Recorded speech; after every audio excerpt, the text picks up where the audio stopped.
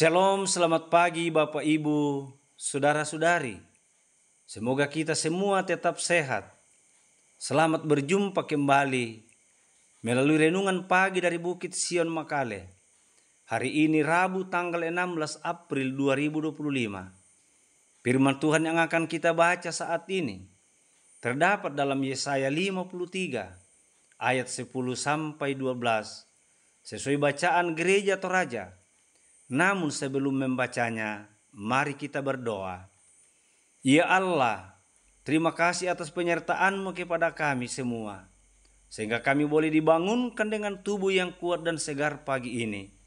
Namun sebelum kami melakukan tugas pekerjaan kami hari ini, kami akan rindu membaca dan merenungkan firman-Mu untuk mendasari seluruh aktivitas kami hari ini. Karena itu ya Roh Kudus, terangilah hati dan pikiran kami, agar kami boleh mengerti dan memahami firman-Mu ini. Dalam nama Tuhan Yesus Kristus kami berdoa. Amin. Yesaya 53 ayat 10 sampai ayat yang ke-12. Firman Tuhan berbunyi demikian. Tetapi Tuhan berkehendak meremukkan dia dengan kesakitan, apabila ia menyerahkan dirinya sebagai korban penebus salah. Ia akan melihat keturunannya, umurnya akan lanjut, dan kehendak Tuhan akan terlaksana olehnya. Sesudah kesudahan jiwanya, ia akan melihat terang dan menjadi puas, dan hambaku itu sebagai orang yang benar akan membenarkan banyak orang oleh hikmatnya, dan kejahatan mereka dia pikul.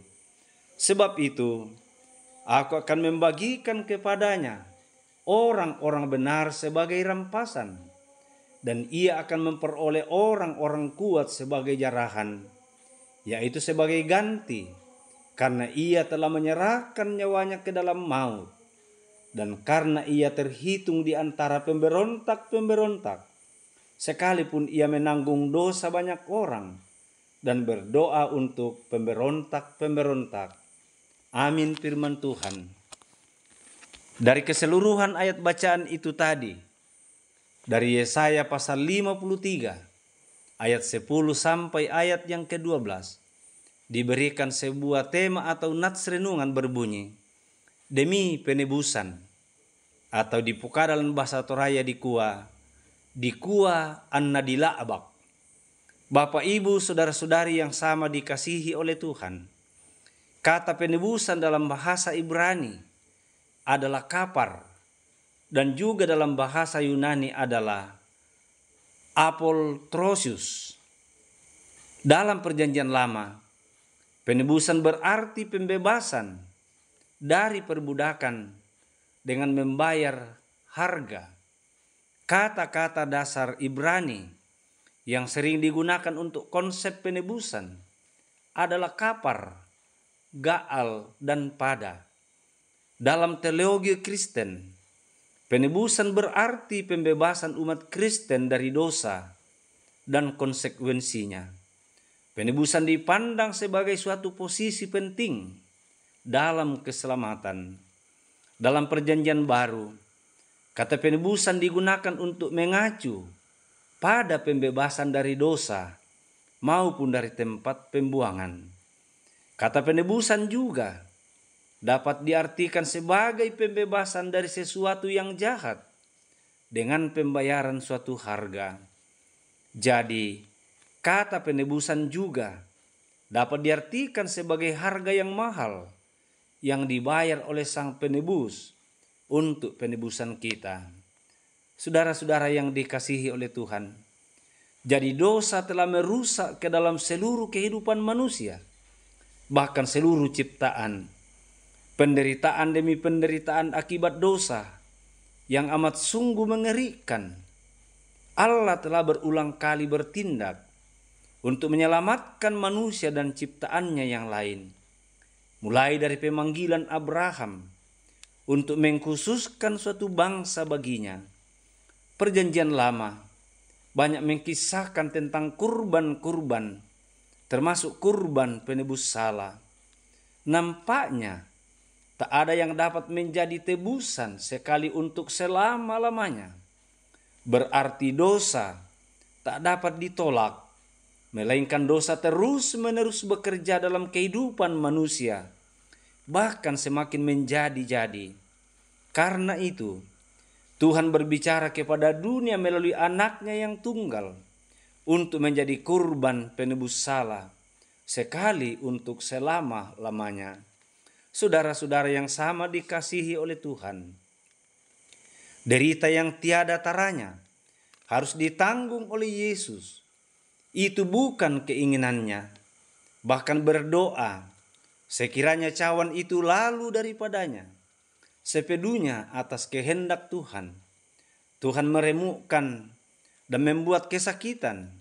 Nyawanya diserahkan sebagai penebus salah supaya ada pengampunan. Tak ada yang mudah dijalani oleh Yesus untuk menanggung kutuk dan dosa, mengerjakan penebusan.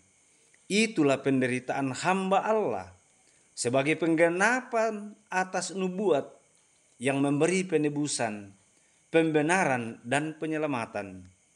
Jadi beriman kepada Kristus adalah sebuah keputusan yang sangat berani. Mengapa? Karena sudah jelas akan ada penderitaan yang dialami dan dilalui, tapi masih setia dalam keputusan untuk beriman kepada Kristus. Mengapa, saudara-saudara? Karena dalam derita yang penuh ada janji, sesudah kesusahan jiwanya, ia akan melihat terang dan menjadi puas. Ayat 11a bacaan kita tadi. Penderitaan hamba Allah menunjukkan kepada orang-orang percaya betapa dosa telah memporak-porandakan kehidupan manusia, bahkan seluruh ciptaan Allah. Tidak ada lagi harapan, bahkan sampai Allah menyatakan penyesalan telah menciptakan manusia. Sebagaimana kita baca dalam Kejadian pasal 6 ayat 6. Penderitaan hamba Allah menyerap seluruh keberdosaan dunia agar terjadi pembenaran. Oleh sebab itu, saudara-saudaraku yang sama dikasihi oleh Yesus Kristus, Yesus sendirilah yang berkata, "Aku inilah jalan dan kebenaran dan hidup. Tidak ada seorang pun yang datang kepada Bapa kalau tidak melalui aku." Yohanes 14 ayat 6. Semoga Roh Kuduslah senantiasa mengingatkan kita untuk tetap berpegang teguh hanya kepada Yesus Kristus sebagai jaminan keselamatan mulai hari ini, bahkan untuk selama-lamanya. Terpujilah Kristus. Amin. Mari kita kembali dalam doa syukur. Kita berdoa. Ya Allah, ya Tuhan kami bersyukur atas selawatan firman-Mu kepada kami saat ini, bahwa kami selalu dituntut untuk selalu mensyukuri penebusan Yesus Kristus atas dosa dan kesalahan kami. Tuhan, saat ini kami mau berdoa untuk kami sebagai anggota Jemaat Sion Makale dan sesama kami yang sedang sakit, baik di rumah mereka maupun di rumah sakit. Tuhan, tiliklah mereka satu persatu, sembuhkanlah mereka dari penyakitnya. Berkatilah tangan para medis dan para dokter. Berkatilah obat dan makanan yang dikonsumsi. Semoga menjadi sarana kekuatan dan kesembuhan bagi mereka. Juga kami berdoa, semua orang tua kami yang sudah lanjut usia dan tak berdaya lagi, baik sebagai anggota Jemaat Sion Makale maupun sesama kami, dimanapun mereka berada, berikan kekuatan, baik jasmani maupun rohani, sehingga mereka tetap kuat dan sehat menikmati hidup karunia Tuhan. Tuhan, kami juga berdoa bagi mereka yang berduka cita. Hiburkanlah mereka, sehingga mereka tidak larut dalam duka cita, melainkan mereka tetap bersandar kepada Tuhan. Tuhan, kami juga tetap berdoa untuk tugas dan pekerjaan kami masing-masing. Demikian pun juga anak cucu kami yang sementara menuntut ilmu pengetahuan, mulai dari taman kanak-kanak hingga ke perguruan tinggi. Tuhan berkatilah mereka dalam pendidikannya masing-masing.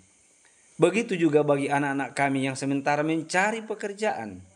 Karuniakanlah pekerjaan bagi mereka. Tuhan, kami berdoa buat pemerintah, bangsa, dan negara kami. Tuhan, berikan kekuatan dan kesehatan, sehingga pemerintah kami, mulai dari pusat sampai ke daerah-daerah, khususnya pemerintah kami di Kabupaten Tanah Toraja, berkati bupati dan wakil bupati dalam menjalankan roda kepemerintahan. Juga kami berdoa buat para hamba-hamba Tuhan sebagai pembawa berita keselamatan di tengah-tengah dunia ini. Beri kekuatan dan kesehatan. Tuhan, kami berdoa sebagai majelis gereja Jemaat Sion Makale, baik sebagai pendeta, penatua maupun diaken. Berikan kekuatan dan kesehatan kepada kami semua untuk menjalankan seluruh program yang sudah ditetapkan demi pertumbuhan dan kedewasaan iman jemaat. Di dalam nama Tuhan Yesus Kristus Sang Juru Selamat kami berdoa. Amin. Demikianlah ibadah yang kami sampaikan dari atas Bukit Sion Makale. Atas perhatiannya kami ucapkan terima kasih. Selamat beraktivitas. Tuhan memberkati kita semua.